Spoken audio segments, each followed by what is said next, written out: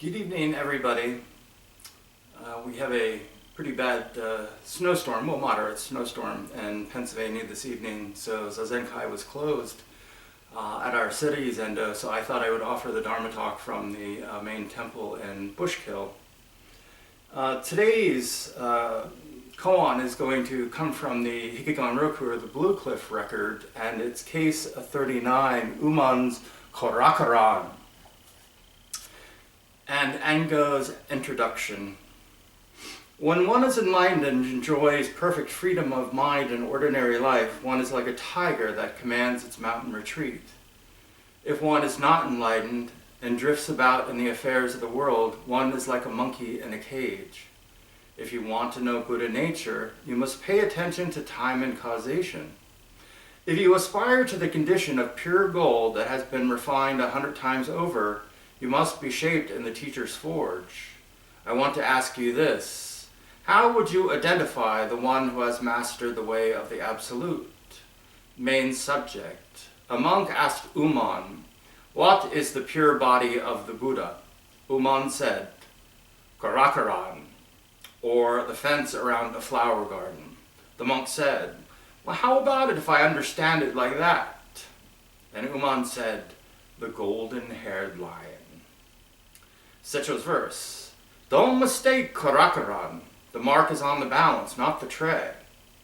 Saying like that betrays ignorance.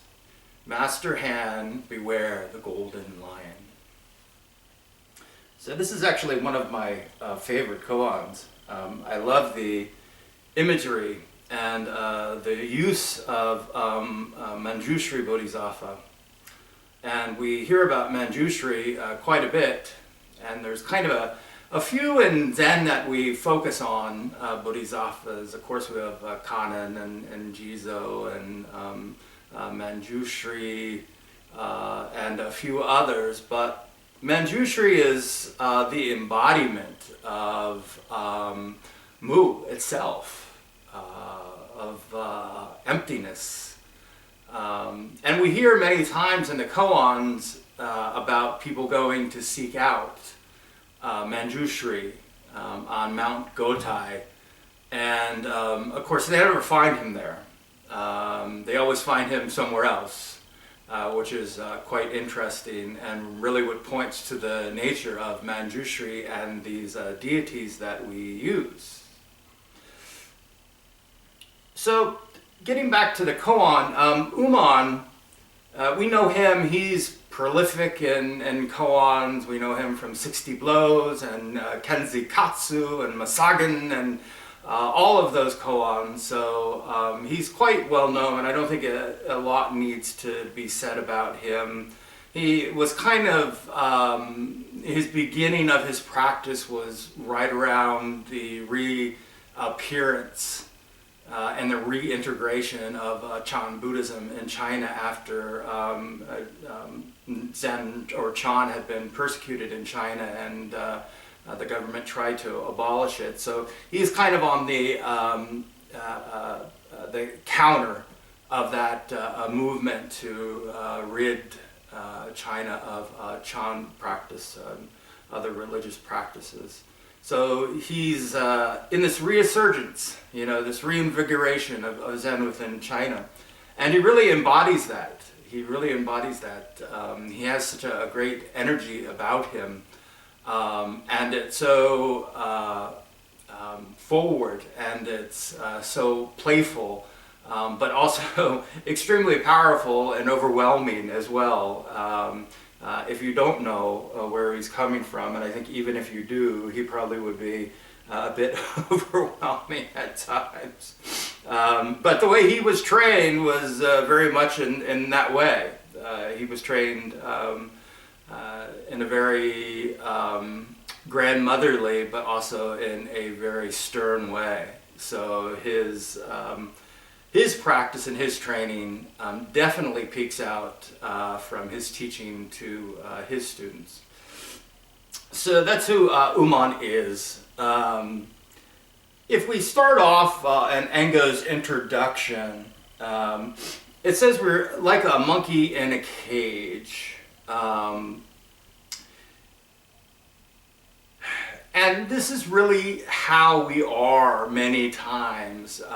If any of us have ever been to a zoo, and they're quite horrible places, and I understand that a lot of times some of the animals are endangered and they're preserving them and they're breeding them so they stay around. But if you've ever just been to a place that keeps animals for the entertainment of other people, you can really see the suffering in their eyes, and you can see them kind of bouncing off the walls and grabbing on bars and swinging things and throwing things. And you see a lot of animals do this, from whales to primates.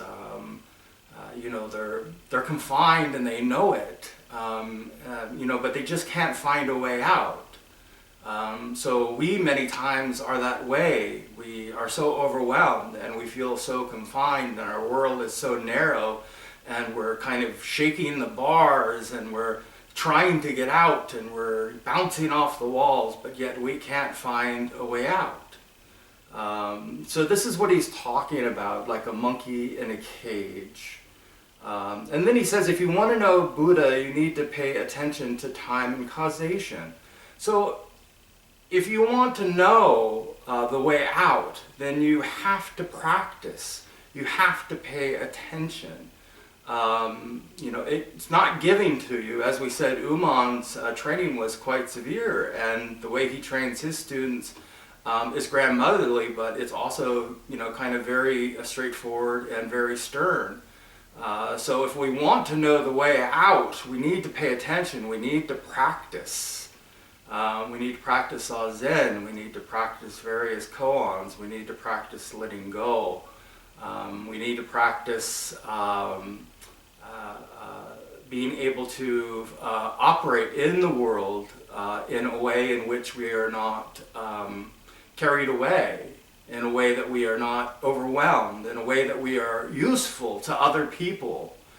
And we can help them as well, but that starts first with us. Many people start off, and I must say that I probably did that same thing.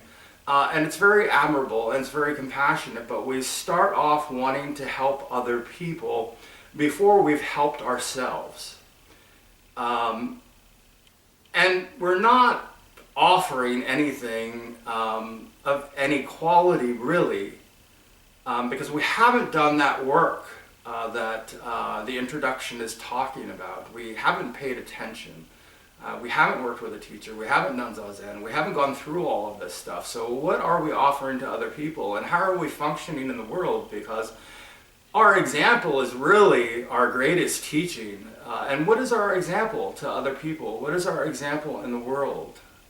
How do we act? Are we free, or are we still that monkey in the cage shaking the bars, but yet also saying that somehow we are free? But yet, it's very clear by our behavior that we're still caught in that cage and we're still shaking those bars. So very important to practice and to continue to practice even after we experience Mu. He says, if you aspire to the condition of pure gold that has been refined 100 times over, you must be shaped by the teacher's forge. So again, if we really want to know what it is, we need to work with a teacher, we need to work with koan, we need to refine our experiences and our insight and our ability to not just understand these things cognitively, because that's actually quite easy with a little study, but to actually be able to manifest these things, to teach these things by example in the everyday world. And if we're going to do that, if we're going to offer people something that is worth something, and here we're talking about gold, So we may experience gold when we experience Mu, or maybe in our beginning of our practice, but if we want to make pure gold, if we want to experience pure gold, if we want to offer pure gold to other people, then we need to work with a teacher. We need to work in a teacher's forge. Sometimes that's not fun. Sometimes it is. Sometimes I still will throw my hands up and be like, oh, you know, this is crazy, but then we just get back to it. We need that mirror. We need somebody to help us to see those blind spots. And we need to continue to work, always working, always working. So I want you, he says again, I want to ask you, how would you identify the one who has mastered the way of the Absolute? So how would you do it? Well, you can't do it if you haven't worked with the teacher and his forge, right? Because you don't know what it is. You haven't seen it, you haven't experienced yet. Again, so what are you offering other people, and what are you settling for less? Are you settling just for, gold that's mixed with a whole bunch of impurities? Or, have you really done that work, and have you really purified that gold? And if you want to understand the Absolute, if you really want to understand it, you need to purify it. You need to do the work. Over and over, I will say that.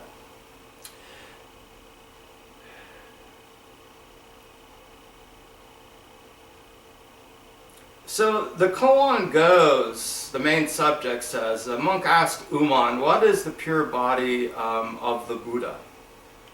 And he's asking kind of, well, what is, another word for this is Dharmakaya. He's asking, what is the purest gold, if we take from the commentary? What is this, he's asking, what is the pure body of Buddha? What is the highest truth? What is the greatest experience? And it's interesting because in the way he's asking it, he is a student of Unmon's, so he's been training. He knows his house's affairs, meaning he knows Unmon's teaching somewhat. So why is he asking such a question? What are the motives behind, that question? What is he trying to flesh out? What is he trying to do? And we need to look into that a little bit. But Unmon says, Kayakuran, right? Or this fence that is around this flower bed. It's also said, it's also the fence around the latrine area, which is, equally as valid too. So the fence around, the latrines, and it's not too far-fetched because we know Kenzikatsu, his shit wiping stick, that he has no problem using that imagery in order to get his a point across, or in order to point his students in the correct way. So what is, the purest, what is the Dharmakaya? Now you hear this word time and time again. And these come from the three Trikayas, or the three bodies of Buddha. And the first one is the Dharmakaya. And you can kind of think of the Dharmakaya as kind of the absolute, right? It is the highest or essential nature. And Dharmakaya is, the kind of embodiment of Manjushri as well. He is the embodiment of the absolute, part. And the second one is the Dharma, or I'm sorry, the Sambhogakaya. And Sambhogakaya is kind of the bridge or the experience of the Dharmakaya. We're talking about pure gold here, and what is the experience of this highest nature, this nature of Manjushri. And Sambhogakaya is kind of many times described as the bridge between Dharmakaya and Nirmanakaya, which comes next. So it is the experience of the Dharmakaya. It is the manifestation of it, the experience of it, right? And then comes the Nirmanakaya. And Nirmanakaya is the actual physicality of it, is the world of form. So if you say Dharmakaya is the world of emptiness, and the bridge between emptiness and form, is Sambhogakaya, then Nirmanakaya is form itself, is, look around you. All of this is Nirmanakaya, is the physical manifestation of it, right?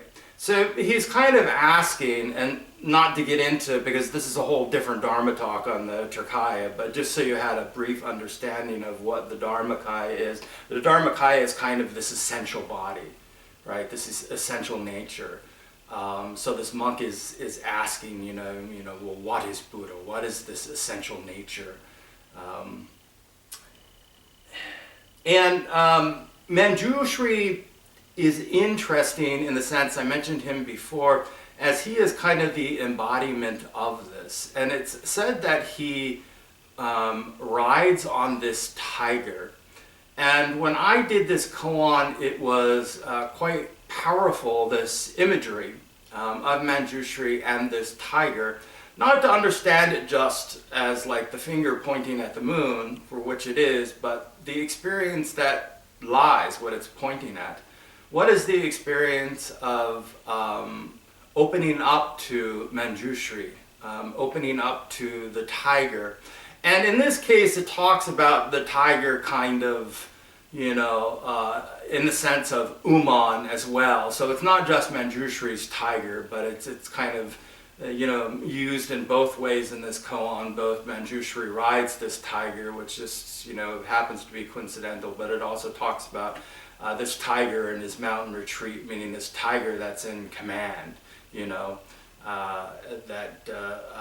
is kind of pouncing in front of his mountain retreat. If we've ever seen a tiger, walk around his land or his area, very majestic and very in control.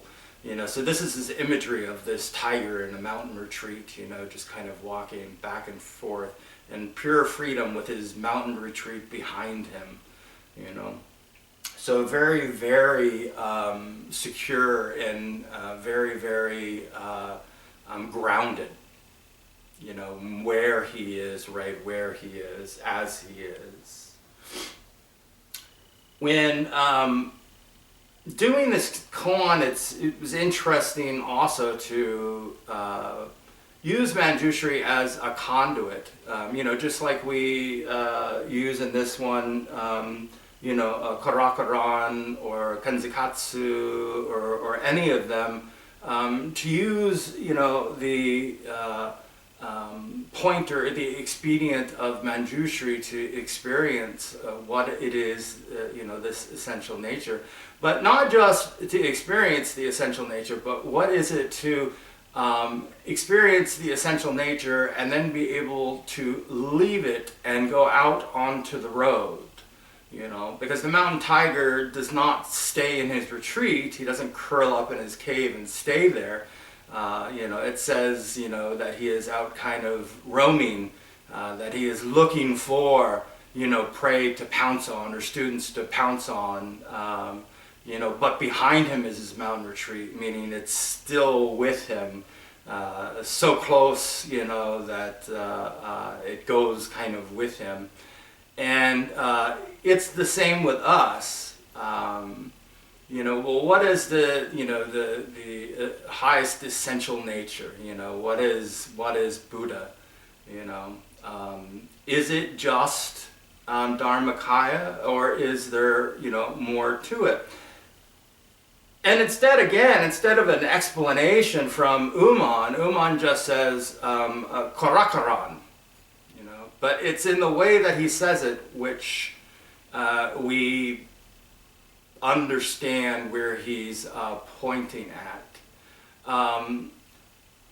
You could probably think of him maybe sitting next to a garden, or who knows, even in the case of the fence around a latrine, maybe he's just kind of out there sitting somewhere near it, and he looks down and he sees this fence, and as this monk is asking this question, and immediately, with no hesitation at all, he says, Kayakuran, right?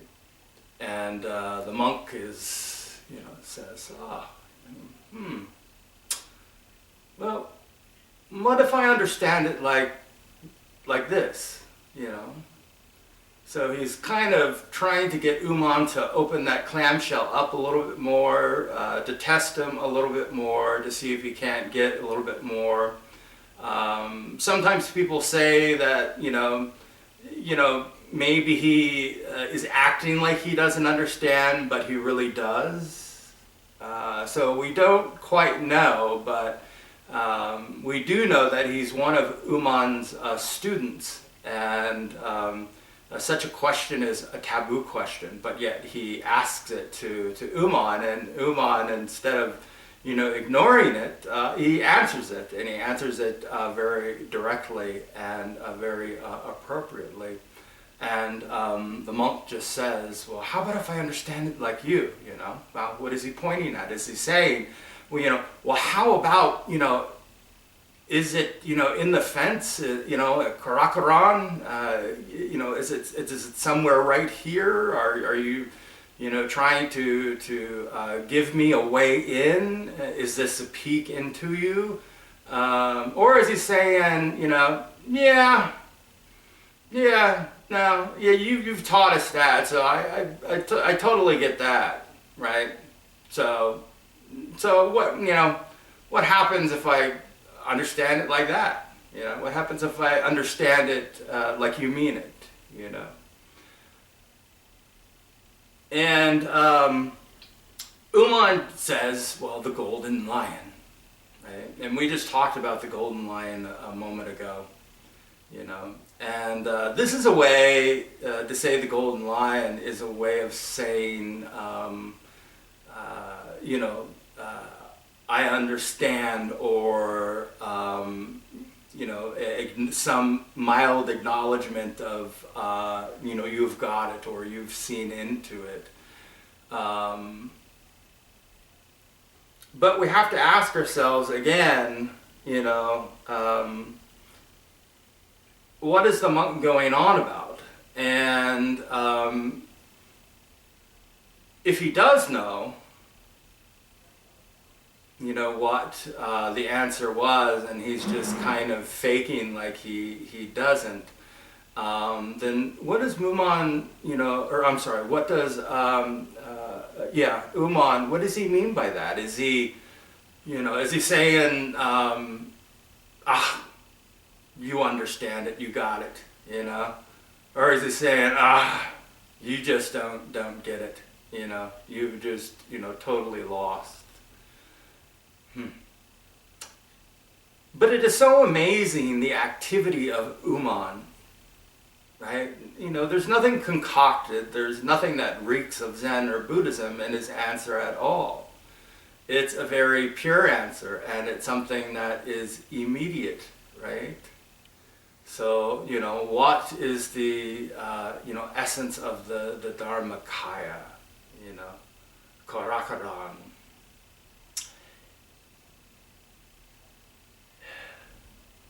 And again, many times we feel as though we are trapped. And if we look at like a flower bed, we see that,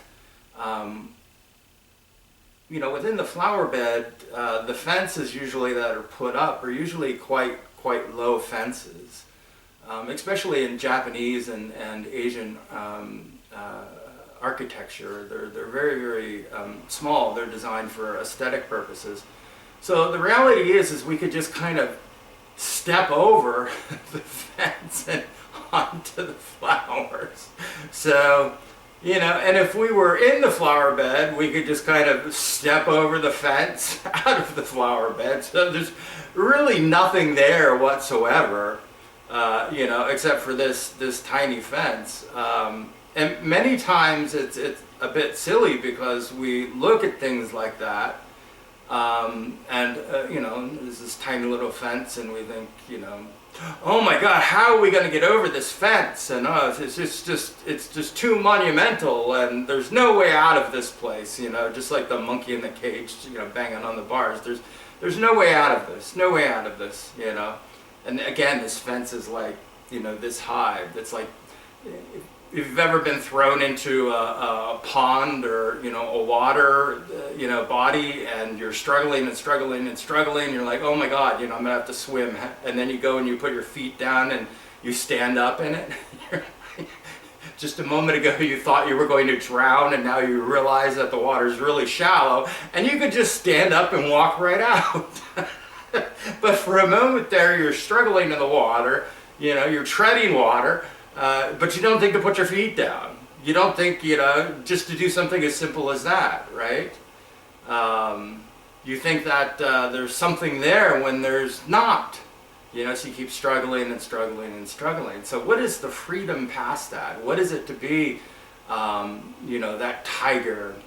What is it to be Manjushri on Mount Gotai? What powerful imagery.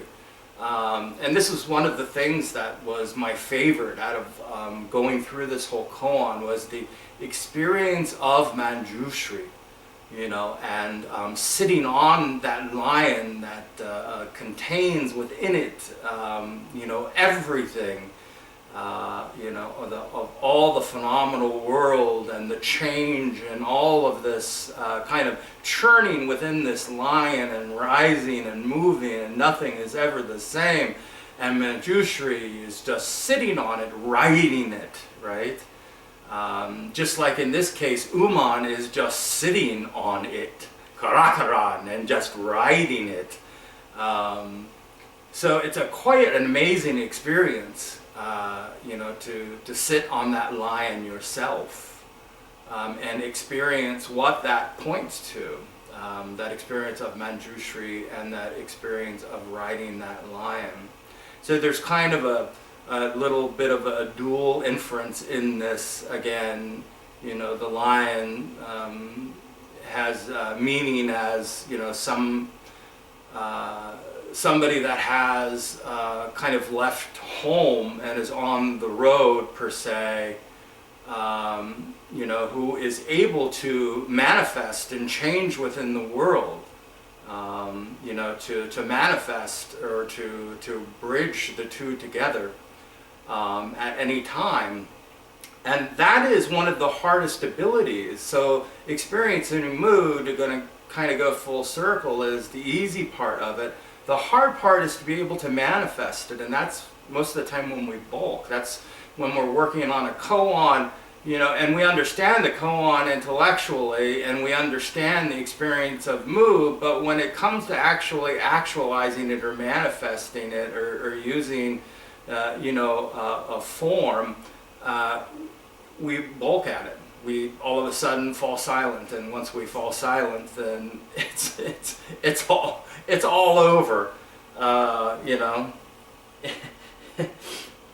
But these two really did not miss a beat in this dialogue at all.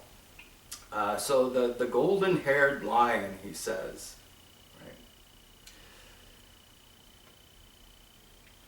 So the koan is really asking us, well, what does he mean by, the golden-haired lion? Does he mean that he has it, or does it mean that he doesn't? And this is something like we really have to figure out within this koan. And in order to do that, we have to embody this and understand what Kayakuran was and is. In Secho's verse, going down a little bit further, it says, don't mistake Kayakuran, right? The mark is on the balance, not on the tray, right? So don't get caught by the world of Nirmanakaya. Don't get caught in the world of form. Don't get caught in what's being used as a conduit in order to point at something. Watch, right? Because this goes back to the monk saying, well, how about if I understand it like that? Well, if I sit here and maybe, meditate and focus on this fence, that I'll have some insight into Unmon's Dharma. He's saying in this, Secho is saying, watch out. It's not what's in the tray. It says the mark is on the balance of the beam. If you've ever seen old scales, even they use them somewhat now too. It's like a beam with a tray on the end, and usually there's a weight that goes up and down, right? And it's not what's in the tray, right, that's the true measure. It's actually the mark on the beam, right? So it's actually the beam that measures and not what's in the tray.